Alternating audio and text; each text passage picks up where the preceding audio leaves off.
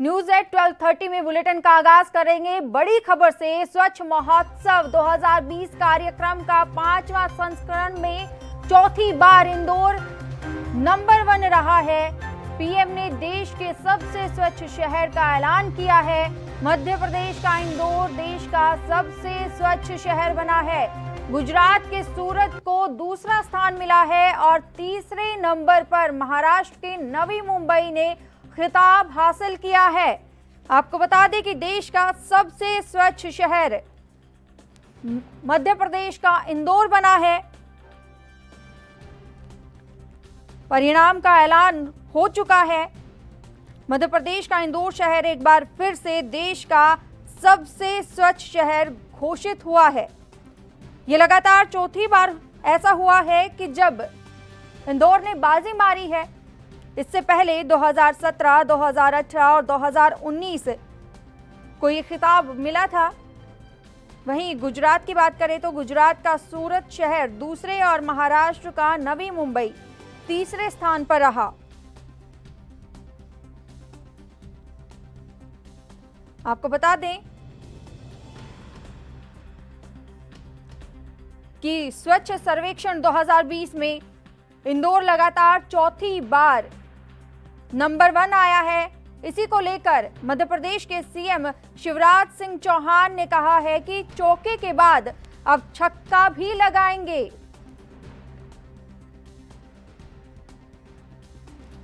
देश का सबसे साफ शहर इंदौर एक बार फिर स्वच्छ सर्वेक्षण में बाजी मार गया है। देश के टॉप शहरों में नाम एक बार फिर से दर्ज कर लिया है, जो कि स्वच्छ शहरों में है। बता दें कि 2016 में हुए सबसे पहले सर्वेक्षण में देश के सबसे स्वच्छ शहर का पुरस्कार मैसूर को मिला था। इसके बाद से इंदौर लगातार 4 सालों तक 2017, 18, 2019 और इस बार 2020 को भी पहला नंबर हासिल किया। ज्यादा जानकारी के लिए गणेश तिवारी हमारे साथ फोन लाइन पर जुड़े हुए हैं। गणेश तिवारी, आपसे जानना चाहेंगे कि इस बार फिर से इंदौर ने स्वच्छ शहर के मामले में पहला स्थान हासिल किया है।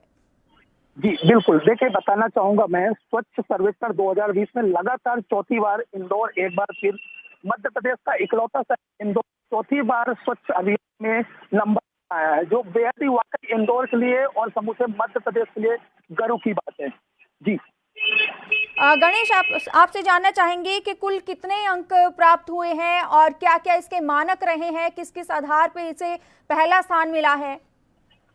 देखिए, मानकों के हिसाब से स्वच्छता अभियान में जो पहला सफाई का है, जो इंदौर एक बेहद ही स्वच्छ और सफाई के में नंबर 1 रहा है। पहले भी पिछली बार 3 बार नंबर 1 आ चुका है और चौथी बार भी, इस बार भी पूरे मध्य प्रदेश में चौथी बार इंदौर स्वच्छता अभियान में नंबर 1 आया है।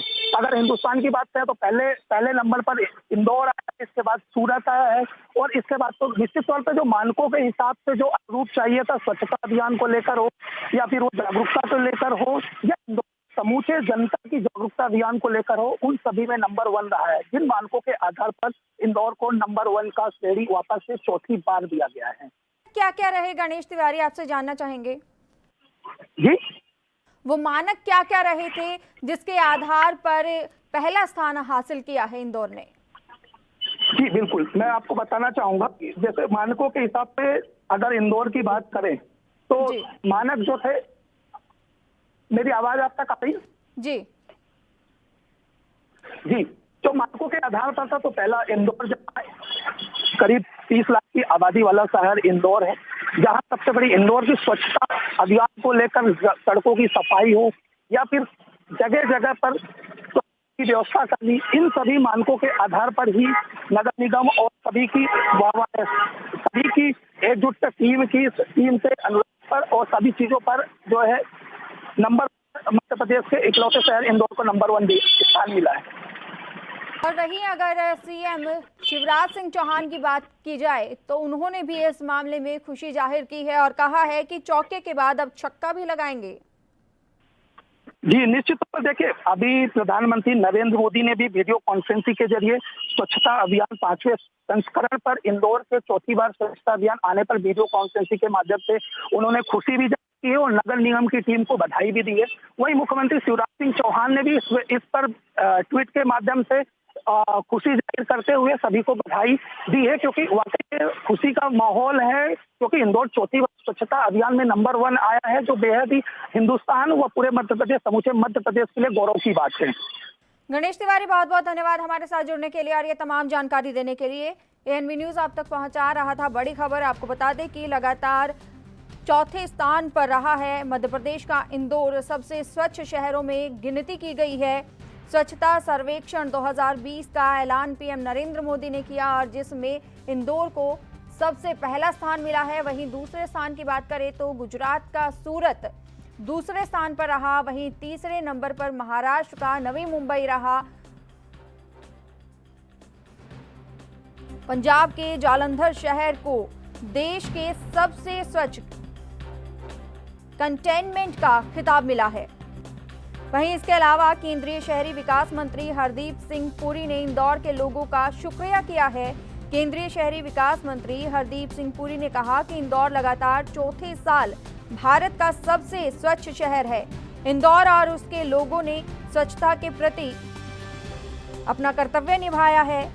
इस शानदार प्रदर्शन के लिए सीएम शिवराज सिंह चौहान, शहर के लोगों, राजनीतिक नेतृत्व और नगर निगम को उन्होंने बधाई दी है।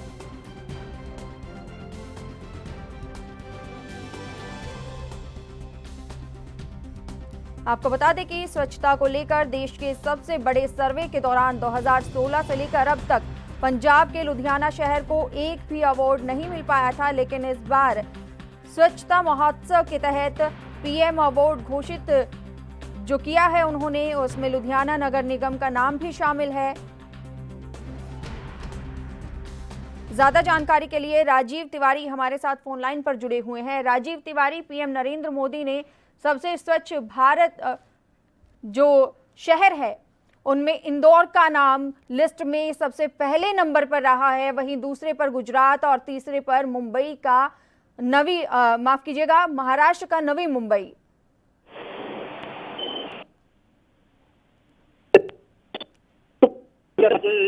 अभियान का शुभारंभ किया गया था वो पहले लगभग 4 साल पहले किया गया था, मगर कहीं ना कहीं आप जब इसके अंदर और नामों को जोड़ा गया तो कहीं ना कहीं ये देखना होगा कि स्वच्छ महोत्सव का जो ताज है वो मिल सकता है। मगर देखना होगा जिस तरीके से बात करें कि पहले भी ये 3 बार कह सकते हैं और मिल चुका, एक बार इंदौर को मिल चुका, तो कहीं ना कहीं देखना होगा कि अब जो नाम ये हुए हैं इनकी लिस्ट में, तो कहीं ना कहीं ये देखना होगा कि किस तरीके से उनको स्वच्छ भारत अभियान के अंदर जोड़ा जाएगा। मगर कहीं ना कहीं बात करें लगभग 1 करोड़ से ज्यादा है इसके अंदर अपना पंजीकरण कराया हुआ है। कहीं ना कहीं देखना होगा किस तरीके से इसके अंदर जो शहर है, यानी कि काफी जो बड़ी मात्रा के अंदर शहर है वो कहीं ना कहीं इसके अंदर शामिल किए गए। लगभग क्या कहते 4000 से ज्यादा शहर है जो इसके अंदर जोड़े गए हैं और लगभग 62 छावनियां हैं जो इसके अंदर तहत स्वच्छ भारत के अंदर काम करेंगी। मगर कहीं ना कहीं ये जरूर है जिस तरीके से स्वच्छ भारत के अंदर प्रधानमंत्री मोदी आज सम्मानित करेंगे या कह सकते हैं ताज देंगे, तो वो कहीं ना कहीं सराहनीय होगा, क्योंकि जिन राज्यों को ये ताज मिलेगा वो कहीं ना कहीं स्वच्छ भारत के अंदर काफी बड़ी भूमिका निभाएंगे। जी राजीव तिवारी, बने रहिए आप हमारे साथ। आपको बता दें कि स्वच्छ महोत्सव में इंदौर ने पहला स्थान हासिल किया है। वहीं आपको बता दें कि स्वच्छ सर्वेक्षण 2020 में डैशबोर्ड की भी शुरुआत पीएम नरेंद्र मोदी करेंगे।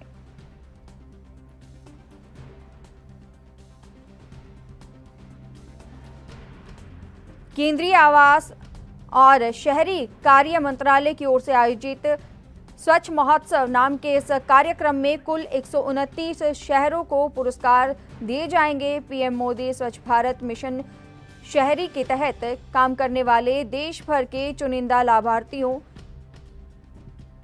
सफाई कर्मियों के साथ बातचीत भी कर रहे हैं। इस मौके पर स्वच्छ सर्वेक्षण 2020 डैशबोर्ड की भी शुरुआत होगी।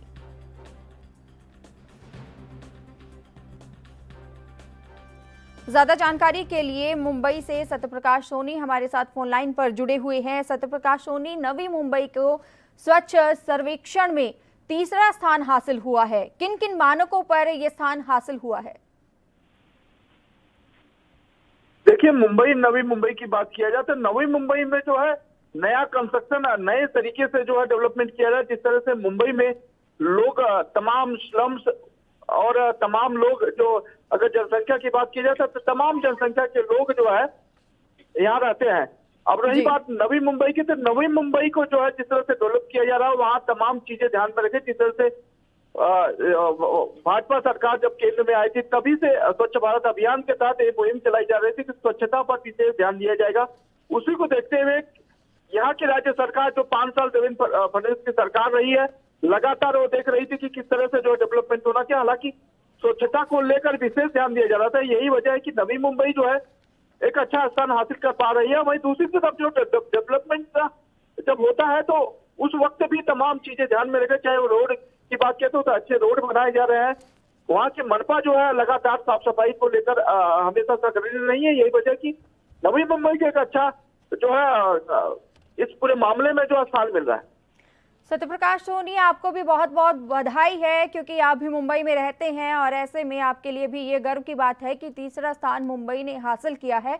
बहुत बहुत धन्यवाद हमारे साथ जुड़ने के लिए और ये तमाम जानकारी देने के लिए।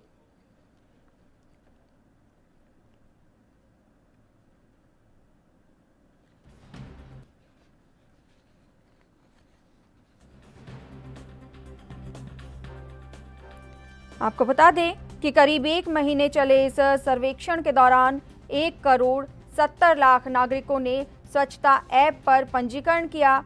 सोशल मीडिया पर 11 करोड़ से ज़्यादा लोग इससे जुड़े। 5.5 लाख से ज़्यादा सफाई कर्मी सामाजिक कल्याण योजनाओं से जुड़े और ऐसे 21,000 स्थानों की पहचान की गई जहां कचरा पाए जाने की ज़्यादा संभावना है।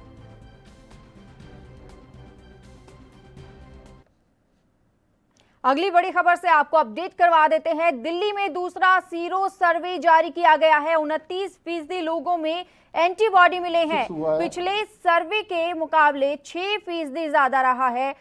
स्वास्थ्य मंत्री सत्येंद्र जैन ने सर्वे की रिपोर्ट जारी की है।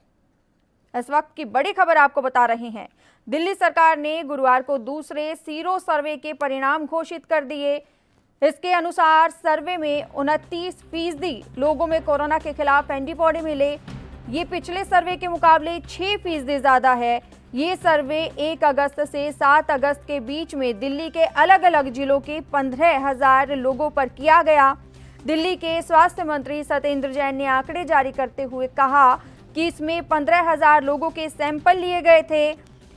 28.3% पुरुषों और 32% के करीब महिलाओं में एंटीबॉडी मिले हैं। सर्वे में सभी आयु वर्ग के लोगों को शामिल किया गया था। हालांकि अच्छी बात यह भी है कि 29% लोग ठीक हो चुके हैं, लेकिन अभी भी हार्ड इम्यूनिटी के लिए लेवल तक नहीं पहुंचे हैं। इसलिए जो लोग बचे हैं उनको संक्रमण का डर है। स्वास्थ्य मंत्री सत्येंद्र जैन की ओर से ये बातें कही गई है। इसी के साथ ही उन्होंने कहा है कि इस बार के परिणाम में देखते हुए ये मिला है कि जिस इलाके में पिछली बार सबसे ज्यादा एंटीबॉडी मिले थे वहां इस बार सबसे कम है।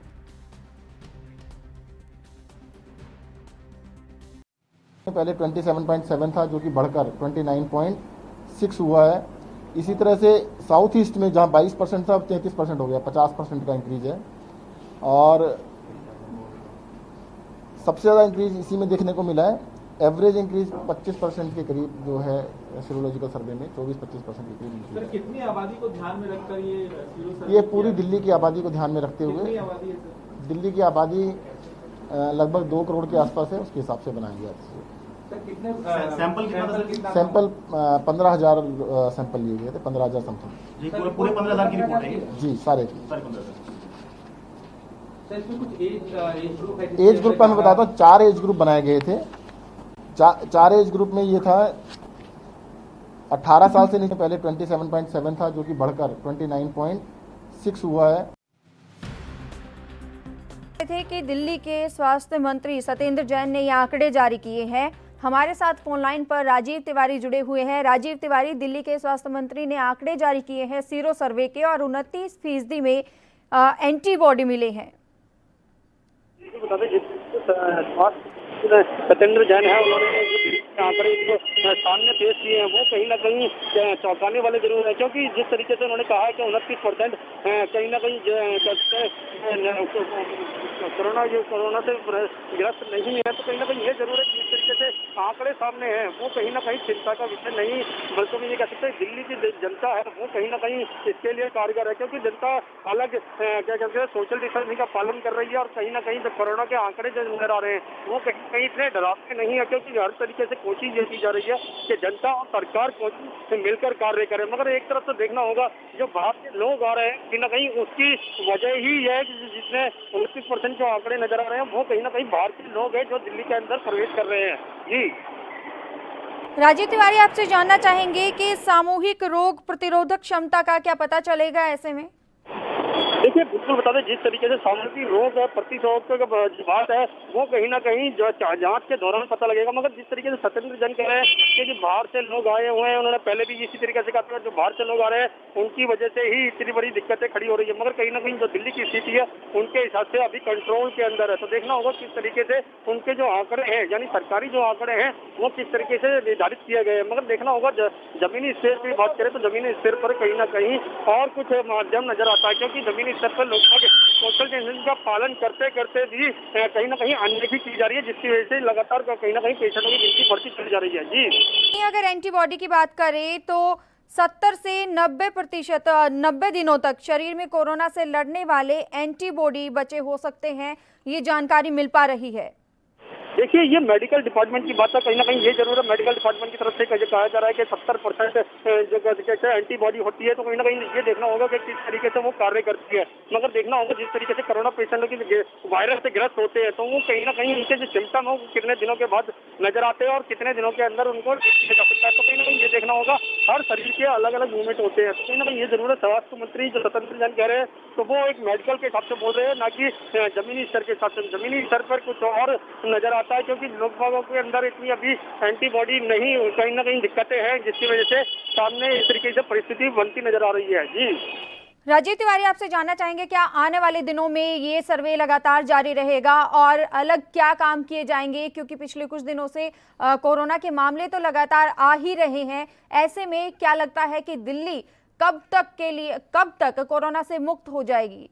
देखिए बिल्कुल बता दें, जिस तरीके से अभी दिल्ली की बात करें कोरोना से मुक्त होने की वो कहीं ना कहीं अभी इसी तरीके से लगभग कुछ दिनों के लिए चलता रहेगा, क्योंकि लगातार जिस तरीके से जनता बाहर निकलेगी और जनता और दिल्ली के अंदर काम करने के लिए आ रही है वो कहीं ना कहीं इसके अंदर चिंता का विषय है, क्योंकि हर तरीके से जनता को चाहिए सोशल डिस्टेंसिंग का पालन करना, मगर कहीं ना कहीं जनता भी अनदेखी कर रही है। मगर सरकार की तरफ से बात करें तो सरकार कोशिशें कर रही है, लगातार टेस्टिंग की जा रही है, यहाँ तक कि बॉर्डर पर भी टेस्टिंग की जा रही है, मगर देखना होगा कि वो आगे की प्रक्रिया जो है वो किस तरीके से कारगर होती है, क्योंकि दिल्ली जनता को चाहिए कोरोना से राहत, तो राहत किस तरीके से मिल सकती है वो देखना होगा। जी राजीव तिवारी, आप बने रहिएगा हमारे साथ, अगली बड़ी खबर से आपको अपडेट करवा देते हैं। आपको बता दें कि लगातार जो सीरो सर्वे किए जा रहे हैं उसमें 29% लोगों में एंटीबॉडी मिले हैं, ऐसे में पिछले सर्वे के मुकाबले 6% ज़्यादा है। ये स्वास्थ्य मंत्री, दिल्ली के स्वास्थ्य मंत्री जो है उन्होंने ये रिपोर्ट जारी की है। दिल्ली में बारिश का कहर लगातार जारी है, बारिश से दिल्ली का बुरा हाल हो चुका है। भारी बारिश से गाड़ियों पर दीवार भी गिरी है, गुरुग्राम में लंबा ट्रैफिक जाम भी लगा है, जल जमाव की स्थिति है, लोगों को भारी दिक्कतों का सामना करना पड़ रहा है। दिल्ली में लगातार बारिश जो आ रही है, भारी बारिश के चलते लोगों को काफ़ी दिक्कतों का सामना करना पड़ रहा है, यातायात प्रभावित हो रहा है। पिछले कुछ दिनों से लगातार झमाझम बारिश हो रही है दिल्ली एनसीआर में। एक और जहां पर लोगों को गर्मी से राहत मिली है, वहीं दूसरी ओर परेशानियां भी खड़ी हो गई है। लगभग सभी इलाकों में बारिश की वजह से जलजमाव हुआ है और वहीं मौसम विभाग की ओर से ये अनुमान लगाया जा रहा है कि 25 अगस्त तक दिल्ली में इसी तरह बारिश होती रहेगी।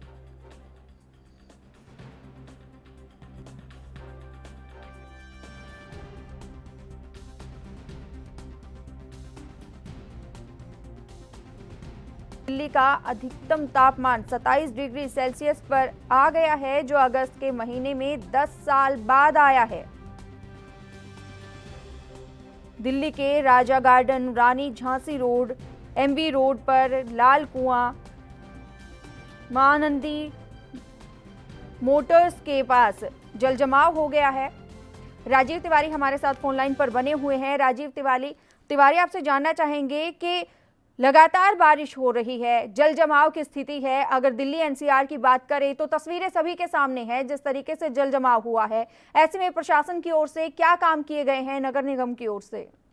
देखिए, बिल्कुल बता दें, जिस तरीके से लगातार कोशिश की जा रही है सरकार की तरफ से कि जल जमाव की जो स्थिति है उसको सुधारने की कोशिश की जा रही है, मगर कहीं ना कहीं जो दिल्ली के अंदर 2 दिनों से लगातार बारिश हो रही है वो कहीं ना कहीं जनता के लिए कहीं चिंता का विषय बना हुआ है। जिस तरीके से वाटर लॉकिंग की स्थिति सामने नजर आ रही है, यहाँ तक कि जो कुछ दीवारें भी पानी की वजह से गिर चुकी है। और हमने साकेत के अंदर भी देखा कि एक दीवार थी, जो स्कूल की दीवार थी, वो अचानक से गिर पड़ी, क्योंकि पानी की जो कह सकते हैं बारिश की जो बौछारें थी उसकी वजह से दिक्कतें आई और यहाँ तक कि वो दीवार गिर चुकी और जितनी गाड़ियां खड़ी थी उन सबके ऊपर वो गिर चुकी थी। तो कहीं ना कहीं गाड़ियों को नुकसान भी हुआ, मगर कहीं ना कहीं जो वाटर लॉकिंग की स्थिति बनी हुई है वो कहीं ना कहीं बरकरार है। कहीं ना कहीं सुधार के लिए कार्य किए जा रहे हैं, सरकार की तरफ से कोशिशें जरूर है, मगर देखना होगा ये स्थिति अगर 2-4 दिनों के लिए ऐसे ही बनी रही तो कहीं ना कहीं जनता को काफी बड़ी दिक्कतें आ सकती हैं। जी, मौसम विभाग की ओर से कहा गया है कि 25 अगस्त तक दिल्ली में इसी तरह बारिश होती रहेगी। अगर इसी तरह बारिश होती रही तो लोगों की परेशानियां तो और ज्यादा बढ़ जाएंगी। देखिए, बिल्कुल सही कहा आपने। एक चीज मौसम विभाग की तरफ से 2 दिनों के लिए खास तौर पर कहा गया था कि रेड अलर्ट घोषित किया गया था 19 और 20 तारीख को। कहीं ना कहीं ये जरूर है, आज 20 तारीख है तो कहीं ना कहीं भारी बारिश का सामना जरूर करना पड़ रहा है, मगर आने वाले 25 तारीख तक जो दिन होंगे, यानी कि अभी 3-4 दिनों को जो लगातार बारिश होगी वो कहीं ना कहीं रुक रुक के होगी और हल्की फुल्की बौछारें हो सकती है। तो कहीं ना कहीं ये जरूर है, मौसम इसी तरीके से सुहाना बना रहेगा, मगर कहीं ना कहीं जनता को दिक्कतें आएंगी और कहीं ना कहीं ये कह सकते हैं ट्रैफिक भारी जाम के जो परेशानी है या वाटर लॉक की जो परेशानी है वो कहीं ना कहीं जनता को झेलनी पड़ेगी। जी, तक नगर निगम की बात की जाए तो क्या काम किया गया है कि पानी की निकासी के लिए क्या कार्य किए गए हैं? देखिए, बिल्कुल बताते हैं, यहाँ के जो एमसीडी के जो मेयर है वो लगातार इलाके के अंदर जाकर जो कह सकते हैं वाटर लॉक की जो स्थिति है उनको कहीं ना कहीं कंट्रोल करने की कोशिश कर रहे हैं। और यहाँ तक कि जो अधिकारी और हैं जो अभी तक इसके अंदर कार्य नहीं कर रहे थे या लिपापोती करने की कोशिश कर रहे थे, तो कहीं ना कहीं सरकार कोशिश जरूर कर रही है जनता को मैसेज देने की कि हाँ, हम लोग काम कर रहे हैं और यहाँ तक कि जो वाटर लॉकिंग की स्थिति है उसको सुधारने की कोशिश की जा रही है। मगर देखना होगा धरातल पर कितना काम किया जा रहा है और कितना सिर्फ खाना पूर्ति की जा रही है। जी, अगर निचले स्तर के लोगों की बात की जाए तो उनको कहीं शिफ्ट किया गया है? देखिए, बात करें जो जमुना किनारे जो रह रहे हैं निचले स्तर के लोग, जो यहाँ पर रहने वाले लोग हैं उनको कहीं ना कहीं कैसे ऊंचाई के वाले स्थान पर पहुंचाया जाता है, वहाँ से निचले स्थान जो है उनको खाली करा दिया गया है। तो कहीं ना कहीं ये जरूर है कि आशंका जरूर है कि भारी बारिश होती है तो कहीं ना कहीं दिक्कतें जो निचले इलाकों में रहने वाले हैं उनको ज्यादा खासतौर पर होती है और उनको ही होगी। मगर सरकार की तरफ से पहले ही गाइडलाइन जारी कर चुके हैं और सरकार की तरफ से वार्निंग दी जा चुकी है कि आप इन इलाकों को खाली कर दीजिए। तो देखना होगा किस तरीके से आगे की प्रक्रिया होगी। वहीं कोरोना वायरस का दौर जारी है, ऐसे में मेडिकल सुविधाओं की बात की जाए तो उन पर क्या काम किया गया है? देखिए, बिल्कुल बता दें, जिस तरीके से दिल्ली की सरकार की बात करें तो दिल्ली सरकार कोरोना पेशेंटों की जो कैसे रोकथाम है या फिर जो उनका मेडिकल ट्रीटमेंट है या चेकअप है वो कहीं ना कहीं लगातार जारी है और अभी भी कैंप लगाए जा रहे हैं दिल्ली सरकार की तरफ से। और ये इसके सारे जितने भी कैंप लगाए गए हैं दिल्ली के अंदर, ये सारे एग्जाम के द्वारा लगाए जाए, हर इलाके के अंदर हर परिस्थिति को देखते हुए लगातार कैंप लगाए जा रहे हैं और कहीं ना कहीं कोशिश ये की जा रही है कोरोना पेशेंट की जो गिनती है तो उसको कंट्रोल करने की। मगर कहीं ना कहीं जो आंकड़े बढ़ रहे हैं वो कहीं ना कहीं चिंता का विषय बन रहा है, क्योंकि लगातार कहा जा रहा है सरकार की तरफ से। बात की जाए तो वहां पर वाटर लॉगिंग के लिए क्या काम किए गए हैं, क्योंकि एक बाढ़ जैसी स्थिति देखने को मिली? देखिए, कहीं ना कहीं जो बाढ़ वाली स्थिति बनी हुई है वाटर लॉगिंग को लेकर, तो कहीं ना कहीं सरकार की कहीं ना कहीं उसमें खामियां रही हैं, क्योंकि हर साल यही कहा जाता है कि हम बारिश से पहले की तैयार है, हमारे सारे इंतजाम तैयार है, मगर जब बारिश आती है तो कहीं ना कहीं धरातल पर सारे दावे फेल हो जाते हैं। इसी तरीके से इस बार भी यही हुआ है, क्योंकि जिस तरीके से मौसम विभाग ने कहा था पहले ही रेड अलर्ट घोषित कर दिया गया था, तो कहीं ना कहीं ये जरूर है जो सरकार के दावे हैं वो कहीं ना कहीं धरातल पर विफल हुए हैं। तो कहीं ना कहीं सरकार को चाहिए कार्य कदम, और यहाँ तक कि जो अधिकारी हैं उनको ऊपर कड़े कदम होने चाहिए, जिससे पता लग सके कि हाँ, धरातल के अंदर पहले ही मानसून आने से पहले कितने कार्य किए जा चुके हैं और कितने कार्य होने चाहिए। ये सरकार के ऊपर निर्णय करता है। जी, ठीक है, बहुत बहुत धन्यवाद हमारे साथ जुड़ने के लिए और ये तमाम जानकारी देने के लिए।